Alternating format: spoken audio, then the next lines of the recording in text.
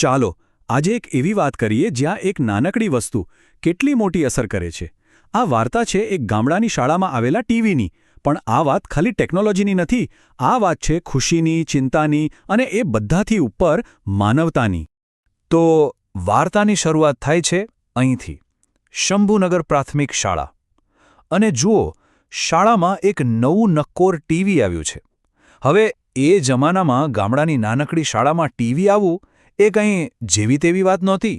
એ માત્ર એક ડબ્બો નહોતો, એ તો જાણે આખી દુનિયા જોવા માટેની એક બારી હતી. અને બસ આ એક વાતથી આખી શાળામાં જાણે ઉત્સાહનું પૂર આવી ગયું. અને બસ આ ટીવી આવવાની સાથે જ એક નવા યુગની શરૂઆત થઈ. આખી શાળાનો માહોલ આમ ચપટી વગાડતામાં જ બદલાઈ ગયો. સાચું કહું તો એ ખાલી એક મશીન નહોતું, એ તો બાળકોના સપનાનું, એમની આશાઓનું પ્રતીક બની ગયું હતું. જરા આ બાળકોના ચહેરા તો જુઓ, એમના પરની ખુશી જુઓ. જેવી એમને ખબર પડી ને કે શાળામાં ટીવી આવ્યું છે, બસ ક્લાસરૂમમાં જાણે કે ભૂકંપ આવી ગયો. દરેક જણ પોતપોતાની જગ્યાએ ઉછળી કૂદી રહ્યું હતું. આ એવી ખુશી હતી ને કે જેને કોઈ રોકી જ ના શકે. અને એ ઉછળકૂદમાં પછી તાળીઓનો ગડગડાટ પણ ભળ્યો. આખી શાળા એ નાના નાના હાથોની તાળીઓથી ગુંજી ઉઠી. આ ખાલી તાળીઓ નહોતી, પણ એમની એકતાની, એમની સામૂહિક ખુશીની જાહેરાત હતી. અને પછી જ્યારે ઉત્સાહ સાવ એની ચરમસીમાએ પહોંચ્યો ને, ત્યારે એ ખુશી ચીસોમાં ફેરવાઈ ગઈ. આ કોઈ ડરની ચીસો નથી હો. આ તો એવી ખુશી હતી જે શબ્દોમાં વર્ણવી જ ન શકાય. એકદમ શુદ્ધ, દિલમાંથી નીકળેલો આનંદ. સાંભળો, એ દિવસ કંઈ સામાન્ય દિવસ નહોતો, એ તો એક તહેવાર બની ગયો હતો. અને સૌથી મજાની વાત શું હતી ખબર છે? બાળકોએ પોતે જાતે જ સ્ટેજને ફૂલોથી શણગાર્યું. એટલું જ નહીં, ટીવીના સ્વાગતમાં તો ગીતો પણ ગાયા. અને હાજર રહેલા શિક્ષકો અને ગામના લોકોના ચહેરા પરની ખુશી જોઈને જ લાગતું હતું કે આ ઉજવણી ખાલી શાળાની નથી, આખા ગામની છે. પણ દરેક વાર્તામાં એક વળાંક તો આવે જ, બરાબર ને? આટલી બધી ખુશી અને ઉત્સાહની વચ્ચે શું ખરેખર બધા જ લોકો ખુશ હતા? કદાચ નહીં. ચાલો આ ખુશીની પાછળ છુપાયેલી એક જુદી જ ભાવનાને જોઈએ. આ ઉજવણીની ભીડમાં થોડે દૂર એક વ્યક્તિ એવી હતી જેમના મનમાં કંઈક સાવ જુદું જ ચાલી રહ્યું હતું. આ વાર્તા છે એક માતાની જેમની ચિંતા આ ખુશીના શોરબકોરમાં લગભગ દબાઈ ગઈ હતી. જ્યાં એક બાજુ બાળકોનો શોરબકોર હતો, ચિચિયારીઓ હતી, ત્યાં ભીડથી સહેજ અલગ આ માતા ઊભા હતા. એમના ચહેરા પર ખુશીની એક લકીર પણ નહોતી.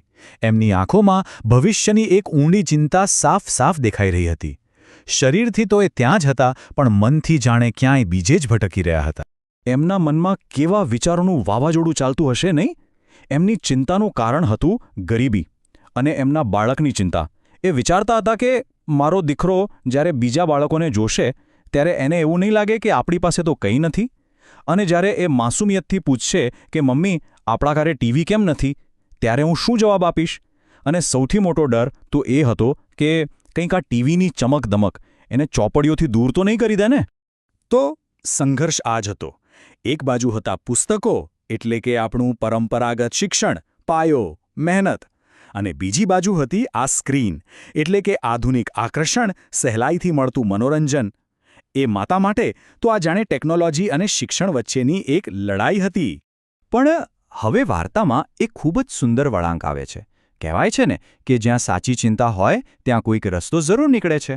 અને અહીંયા એ રસ્તો બતાવવા માટે આગળ આવ્યા શાળાના સમજદાર આચાર્યશ્રી. આચાર્યશ્રીની અનુભવી આંખોએ પેલી માતાના ચહેરા પરની ચિંતા તરત જ પારખી લીધી. એમણે આ વાતને જવા દેવાને બદલે એ બેનને ખૂબ જ આદરથી પોતાની પાસે બોલાવ્યા. જુઓ, આ ભલે એક નાનું પગલું હતું, પણ એ સાચી સમજ અને લીડરશિપની નિશાની હતી. અને આચાર્યશ્રીએ જે કહ્યું એમાં જ પેલી માતાની બધી ચિંતાઓનો જવાબ હતો. એમણે ખાતરી આપતા કહ્યું, બેન, તમે જરાય ચિંતા ના કરો. આ ટીવી ખાલી મનોરંજન માટે નથી. એમણે વચન આપ્યું કે અમે આ ટીવીનો ઉપયોગ બાળકોને સંસ્કાર, મહેનત અને માતા પિતાનું માન કરતા શીખવાડવા માટે કરીશું. એટલે કે આચાર્યશ્રીનું વિઝન એકદમ ક્લિયર હતું. ટીવીનો ઉપયોગ ખાલી માહિતી આપવા માટે નહોતો કરવાનો, પણ બાળકોના ચારિત્ર્યને ઘડવા માટે કરવાનો હતો. એમના 3 મુખ્ય ધ્યેય હતા. પહેલું, બાળકોમાં સારા સંસ્કાર રોપવા. બીજું, એમને મહેનતની કિંમત સમજાવી. અને ત્રીજું, માતા પિતા માટેનો આદરભાવ મજબૂત બનાવવો.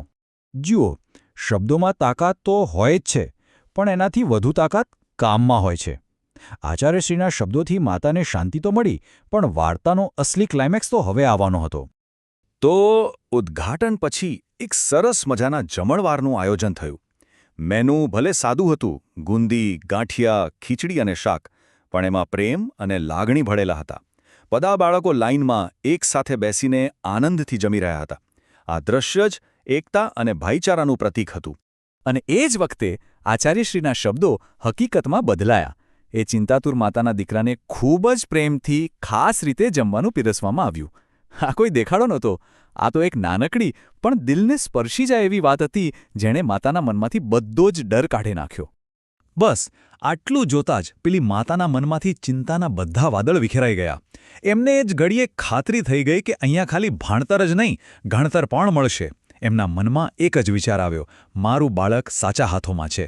અને આ વિશ્વાસ શબ્દોથી નહીં, પણ એક નાના પ્રેમાળ કામથી આવ્યો હતો. અને એ માતાની આંખોમાં ફરી એકવાર આંસુ આવી ગયા.